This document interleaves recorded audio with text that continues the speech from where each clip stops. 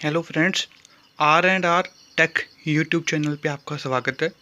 इस वीडियो में हम देखेंगे कि इलेक्ट्रिकल सिस्टम में यूज़ होने वाले मटेरियल्स कौन कौन से होते हैं, उनकी प्रॉपर्टीज़ क्या है और उनके कुछ examples and P and N type materials वो कैसे बनते हैं, और temperature effects on this materials resistance, मतलब कि टेम्परेचर के बढ़ने और कम होने पे मटेरियल की रेजिस्टेंस पे क्या प्रभाव पड़ता है।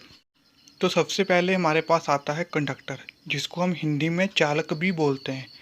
चालक वो पदार्थ होता है जिसमें से करंट आसानी से पास हो जाता है, जैसे कि silver, copper, gold, aluminium, iron, soft iron और लेड।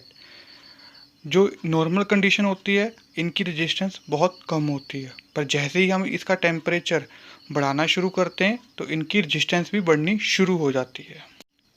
कंडक्टर के बाद जो दूसरा मटेरियल हमारे पास है वो है अलॉय, जिसको हम हिंदी में मिश्र धातु भी बोलते हैं। इसमें कंडक्टिव मटेरियल एंड कुछ एक्स्ट्रा मटेरियल ऐड किया जाता है, जिससे इसकी कंडक्टिविटी एंड इंसुलेटिंग प्रॉपर्टी में फ़र्क पड़ता है। ये फ़र्क कौन सा मटेरियल ऐड कर रहे हैं और कितनी मात्रा में कर रहे हैं, इस पर डिपेंड करता है।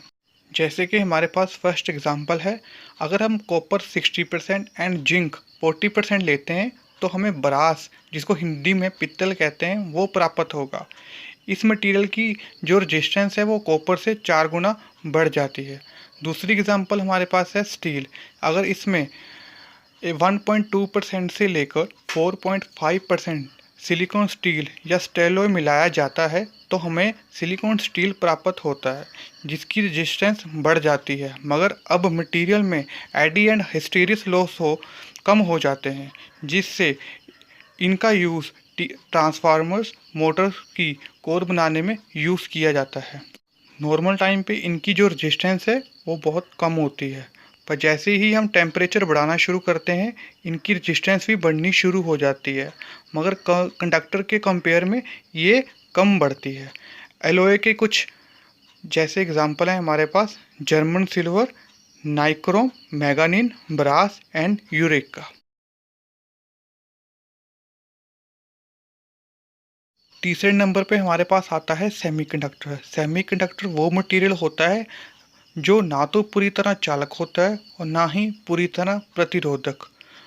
नॉर्मल टेम्परेचर पे ये इंसुलेटर, जिसको हम प्रतिरोधक भी कहते हैं, उस तरह काम करता है, पर जैसे ही हम टेम्परेचर बढ़ता है ये चालक बन जाता है। सेमीकंडक्टर में जो मटेरियल होते हैं वो होते हैं carbon, pure silicon, pure germanium. अगर इनमें हम थर्ड ग्रुप का मटेरियल ऐड करते हैं तो हमें पी टाइप सेमीकंडक्टर प्राप्त होता है, और अगर हम इसमें फिफ्थ ग्रुप मटेरियल ऐड करते हैं तो हमें एन टाइप सेमीकंडक्टर प्राप्त होता है। इसका जो यूसेज है वो डायोड, ट्रांजिस्टर एंड थारिस्टर में किया जाता है। नॉर्मल कंडीशन में इनकी जो रेजिस्टेंस होती है वो बहुत हाई होती है, पर जैसे ही हम इनका टेम्परेचर बढ़ाते हैं तो इनकी रेजिस्टेंस स्लाइटली डाउन होने लग जाती है। फोर्थ नंबर पे हमारे पास आता है इंसुलेटर, जो सर्किट में प्रतिरोध का कार्य करता है। पदार्थ जैसे bakelite, glass, mica, rubber, porcelain and sulphur.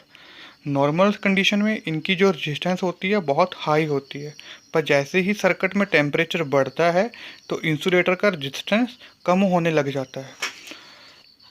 इस वीडियो में हमने सीखा है कि जिस मटेरियल की रेजिस्टेंस कम होती है, टेम्परेचर बढ़ने पे उसकी रेजिस्टेंस बढ़नी शुरू हो जाती है, और जिनकी रेजिस्टेंस नॉर्मल कंडीशन पे ज़्यादा होती है और टेम्परेचर बढ़ाने पे उनकी रेजिस्टेंस कम होनी शुरू हो जाती है। Thanks for watching our R and R tech YouTube channel.